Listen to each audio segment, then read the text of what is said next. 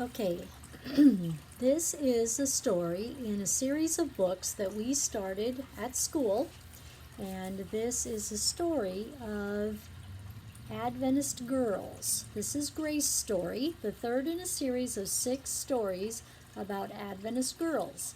Anne, Marilla, Grace, Ruth, Elaine, and Erin. Grace was born in 1890. Her great-granddaughter Erin is a teenager today.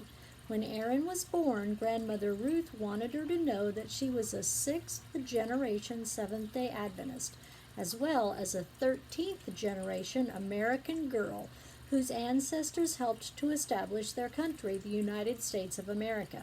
But most of all, she wanted Erin to know that her greatest heritage is that she is a child of the Heavenly King, royalty indeed, and so are you.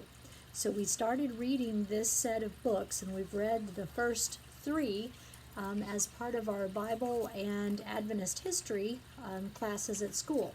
So I thought this would be a fun one to continue to read. This is about Grace, who was born in 1890. The first chapter is called School's Out. Grace and her classmates ran out of school into the cold December afternoon. Even though the sun was shining, huge fluffy snowflakes were gently falling, sticking to their caps and mittens. Hooray, vacation time! Billy and Bert threw their caps into the air and cheered.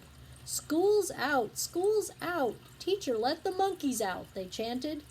Better not let Miss Simmons hear you, Billy Richardson, chuckled Grace, giving him her best Miss Simmons look. Their teacher frowned at the idea of children comparing themselves to monkeys. Miss Vera Jean Simmons thought that made no sense. No sense at all, and she didn't mind saying so. Billy grinned. Huh! I can run faster than Miss Simmons. She won't have a chance to scold me. And I can run faster than you, Bert boasted. And it was true. Their schoolmates, Melissa and Tilda, laughed too. Tilda was Billy's sister. She grabbed a handful of snow and ran toward the boys. Bert took off in a flash. In their typical superior manner, along came Lolly Jones and Nola Hampton, 2 8th-grade girls. Don't be so childish, Billy, and you too, Bert, Lolly called after the sprinter, celebrating just because we're out for vacation. You should value education, she said importantly. Lolly could have been a straight-A student herself, had she not spent so much time thinking about her clothes and planning what she'd wear the next day. You're right, Lolly, agreed Nola with a prim smirk. But you know, boys will be boys. I'd rather be a boyish boy than a prissy missy, Billy hollered as he swooped up a large handful of snow. Don't you dare throw a snowball at me. I'm wearing my new jacket, Lolly squealed. She and Nola kept walking, but just as they stepped under a large maple tree, a thickly covered branch dropped a huge clump of snow on Lolly's shoulders. The children howled with laughter. Billy didn't have to throw a snowball at you, Lolly. Mother Nature did it for him, Tilda giggled. Lolly and Nola took off on a run. Those girls will never change. They've been that way since first grade, Margaret pronounced, nodding her head as if to confirm her own statement. It's just a matter of fact. Just think, Gracie, now that school's out, we can skate all day if we want.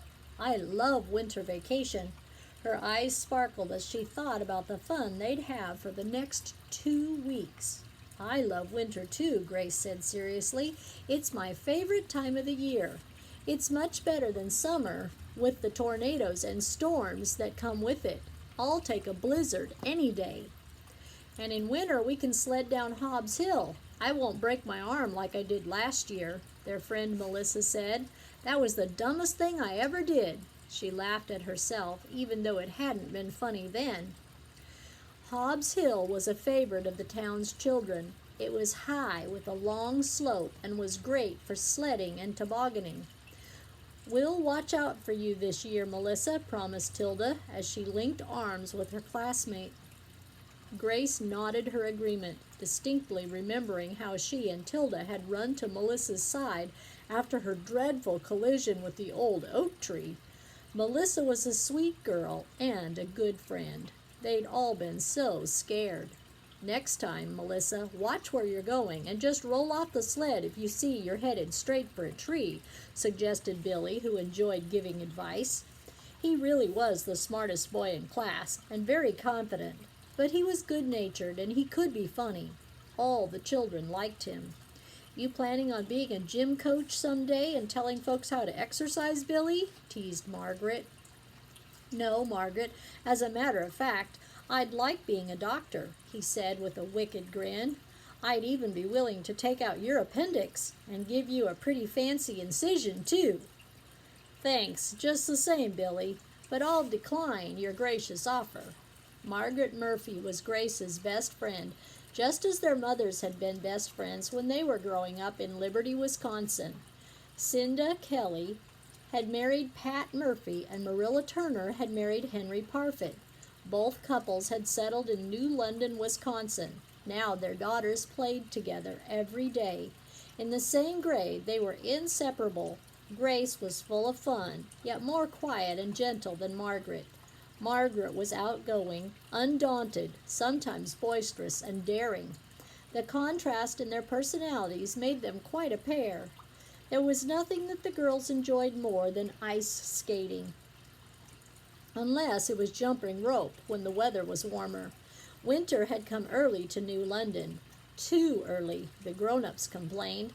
The Wolf River was already frozen. Normally, the river ice was rarely thick enough for skating much before Christmas, but nothing could have pleased the girls more. Old Cyrus Buchanan, the ice cutter, had announced that the river was solidly frozen and safe for skating. All the children and the grown-ups too relied on old Cyrus. No one would even think of skating on Wolf River until old Cyrus gave his approval. Of all people, he'd know the thickness of the ice. Folks said that old Cyrus was as trustworthy as the day was long. Grace's mother often said that he was a homespun citizen of sterling character. He was an immensely tall man with large dark eyes, something like a collie's. Some people thought he looked like a gentle white-haired lion. The children liked old Cyrus because he always greeted them with the smile that had carved itself into his wrinkled face, and he said clever, funny things. Grace remembered him telling John and Edwin that he always slept with his boots on so that when he kicked the bucket it wouldn't hurt his toe. When the boys repeated this to their father, his eyes twinkled and he laughed out loud. Yeah, that sounds like old Cyrus all right. He's as rough as a corncob, but he's a good man, and invincibly optimistic, Papa said with a grin. It was silly for old Cyrus to say that he wore his boots to bed so he wouldn't hurt his toe if he kicked the bucket, because kick the bucket was a funny way of saying that someone had died. Grace always giggled when she thought of it. Grace and her family lived in a 2-story house on the corner of Cook and Oshkosh streets, just up from the Wolf River. Grace was glad she lived near the river. They were so near, in fact, that in the winter, when there were no leaves on the trees to block her view, she could see the river from her window seat in the bedroom. One cold day, several years before, Grace's father had taken her down to the frozen river and taught her to ice skate. He explained how she should push a little with one foot while gliding with the other. She was just a little thing, but her papa thought she was ready to learn. Try pushing your blade across the ice instead of walking on it, Gracie, and lean on the outside edges, he'd said. He held one of her arms, while her brother Edwin held the other. After only 2 or 3 spills, she mastered the skill. Before long, her strokes were easy and smooth alongside Papa's.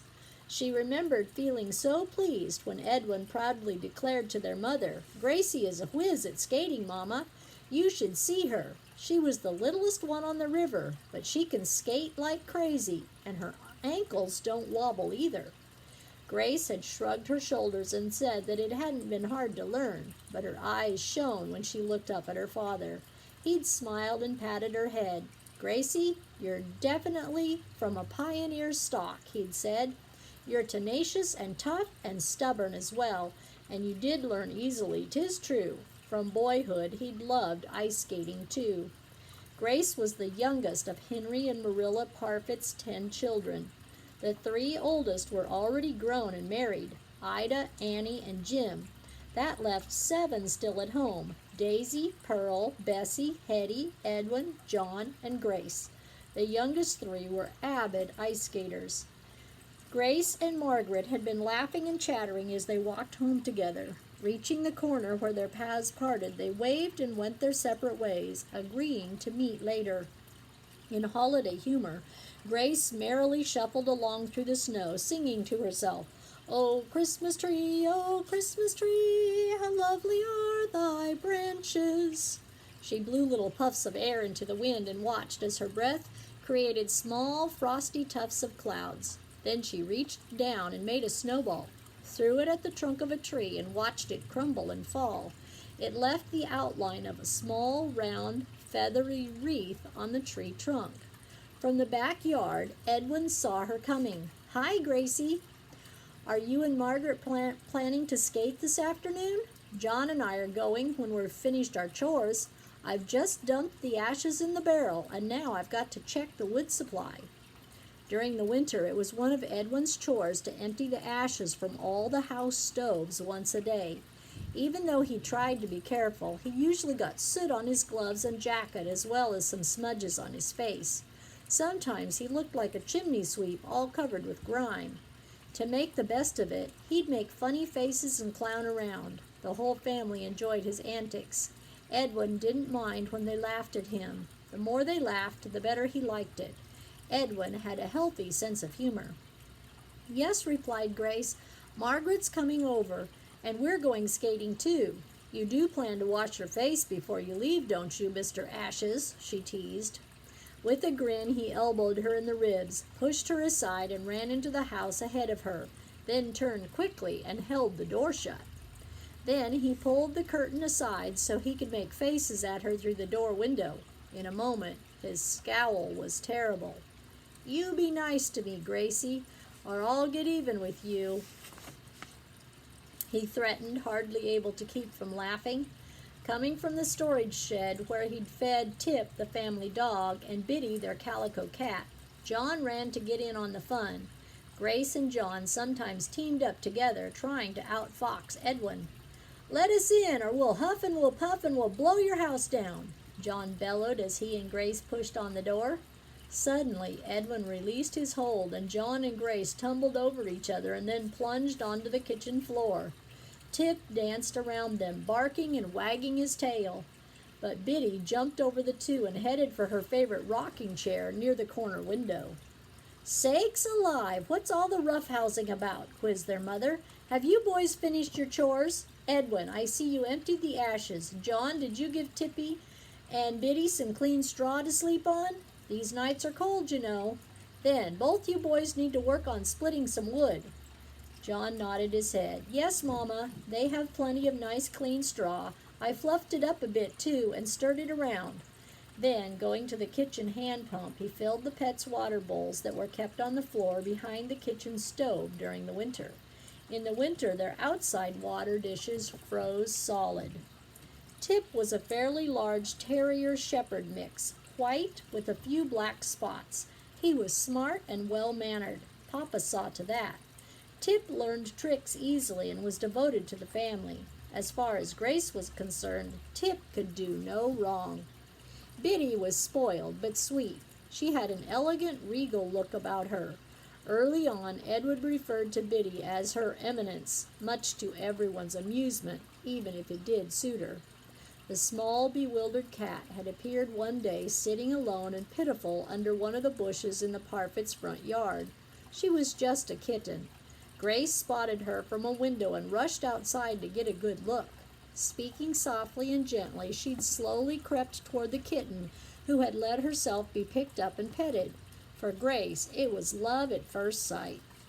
The poor thing seemed to have no idea where she was going. None of the neighbors claimed her. Later, Papa speculated that someone boating on the river had dropped off the kitten to get rid of her.